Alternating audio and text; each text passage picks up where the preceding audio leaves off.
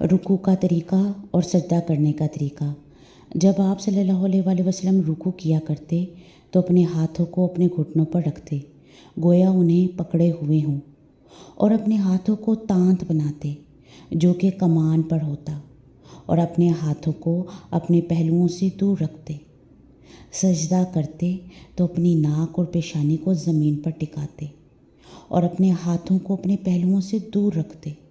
اور اپنے دونوں ہاتھوں کو اپنے کندھوں کے برابر رکھتے۔ پھر سر اٹھاتے حتیٰ کہ ہر ہڈی اپنی جگہ پر آ جائے، یہاں تک کہ سجدوں سے فارغ ہو کر پھر بیٹھتے اور اپنے بائیں پاؤں کو بچھا لیتے اور اپنے دائیں پاؤں کی انگلیوں کا رخ قبلہ کی طرف کر دیتے اور اپنی دائیں ہتھیلی کو اپنے دائیں گھٹنے پر رکھتے اور بائیں کو بائیں گھٹنے پر، اور اپنی انگلیوں سے اشارہ کرتے۔